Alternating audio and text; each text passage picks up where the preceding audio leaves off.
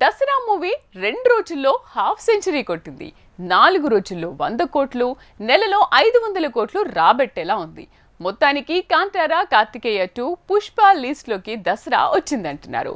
Pan India stars list లో నాని ధరు పెరిగిందంటున్నారు. నిజమేనా? Take a look. దసరాతో పాన్ ఇండియా స్టార్ అయిపోవాలనుకున్న నాని కల నెరవేరినట్టే కనిపిస్తోంది. పోటీకి వచ్చిన భోలా ఫ్లాప్ అవటం, దసరా టాక్ కిక్ ఇవ్వడంతో 2 రోజుల్లో 53 కోట్ల వసూళ్లొచ్చాయి. 4 రోజుల్లో సెంచరీ వసూళ్లు కన్ఫర్మ్ అవనున్నాయి. బన్నీకి పుష్ప, నిఖిల్ కి కార్తికేయ 2 కలిసొచ్చినట్టే న్యాచురల్ స్టార్ నానికి దసరా కలిసొచ్చినట్టుంది. వసూళ్ల వర్షం కురుస్తూనే ఉంది. బాలీవుడ్ లో అయితే ఇది మరో పుష్ప అనేంతగా సీన్ మారింది. RRR, KGF లాంటివి ఎప్పుడో పాన్ ఇండియాను ఊపేశాయి. అయితే దసరా మాత్రం అలాంటి మూవీ కాదు. కాంతారా, పుష్పలా ఊహాతీతంగా ఊపేస్తున్న మూవీ. కారణం తక్కువ బడ్జెట్. పాన్ ఇండియా మూవీ అంటే 200 కోట్లు, 300 కోట్లు పెట్టి తీస్తే తప్ప వాటికి లార్జర్ దాన్ లైఫ్ రేంజ్ రాదు.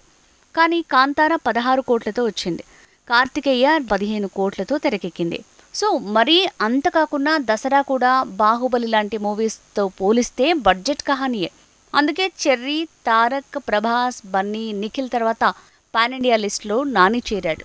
బాహుబలి 2 భారీగా వసూళ్లు రాబట్టడానికి కారణం పార్ట్ 1. అలాగే KGF 2కి చాప్టర్ 1 వల్లే ఆ రేంజ్ హైప్ వచ్చింది. కానీ వచ్చి రాగానే ఊపేసేంత సీన్ తెచ్చుకుంది మాత్రం కాంతారా, పుష్ప మూవీసే. ఆ జాబితాలోకే దసరా వచ్చేలా ఉంది.